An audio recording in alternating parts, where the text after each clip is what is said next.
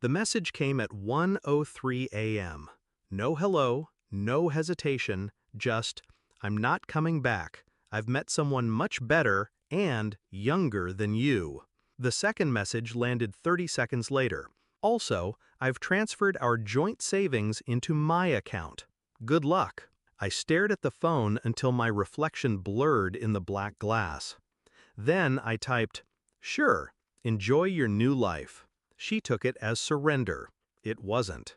Before the fall, I met Claire 12 years ago in a cramped cafe, both of us sheltering from the rain. She was quick-witted, full of the kind of charm that makes you feel chosen. Back then, we shared cheap wine and bigger dreams, pooling every dollar for a future we swore we'd build together. We'd gone from an apartment with a leaky ceiling to a house with 3 bathrooms, vacations abroad, the secure life we once envied in others. I thought we were still building. I didn't know she was already moving out, piece by piece, in her head. The first crack. The signs were small, too small for someone still in love to question. Her girls' nights stretched into overnight stays. Her phone, once left face up on the counter, began living face down in her purse. She laughed at texts she didn't show me. But the real warning? The sudden interest in our finances. She wanted to be more involved, to understand the numbers. I was happy to teach her, or so I thought. The night she left. She told me she was going on a week-long trip with friends. I helped carry her suitcase to the car. She kissed my cheek but didn't meet my eyes. 2 days later, the message came.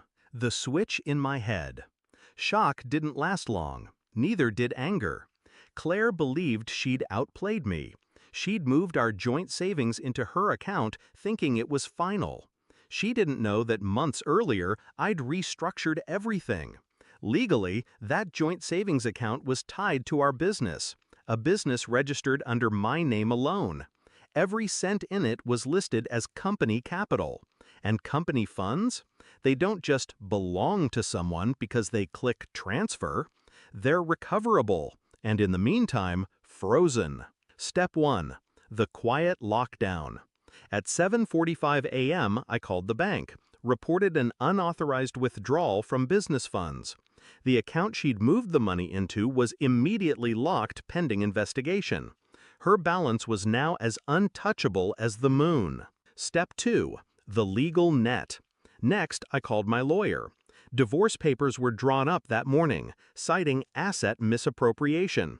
In our state, that meant I could file for an emergency injunction, preventing her from selling, moving, or spending anything we owned together. By noon, the court had approved it. Her car? Frozen.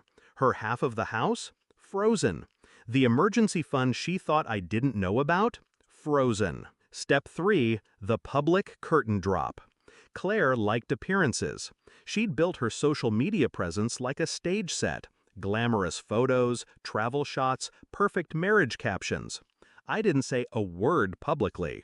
But I did quietly let a few mutual friends know I'd be handling some difficult personal matters because my wife had taken business funds without permission. I didn't embellish. I didn't have to. People connect the dots faster than you think. The morning after. Her first call came at 6:17 a.m. My phone buzzed until it went to voicemail. The second call came 2 minutes later, then 3, then 4. By 8, I'd counted 14 missed calls and 6 texts. "Why is my account locked? You can't do this. Call me now." I didn't. I went to the gym instead. The confrontation.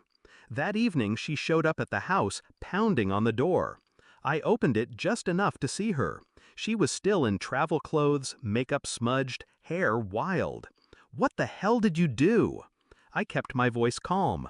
"I secured what was mine, and what was never yours to take.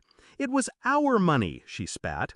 "It was business capital," I corrected, "and you made a very stupid mistake." Her eyes flickered, the first shadow of fear. "I'll fight you on this."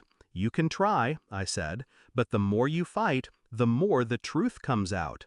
About the affair, about the theft, about the trip you said was with friends." She looked like she wanted to speak but couldn't. I stepped back. You made your choice, Claire. Now live with it. And I shut the door. The aftermath. The investigation into the account lasted 3 weeks. All the money came back. She never saw a cent.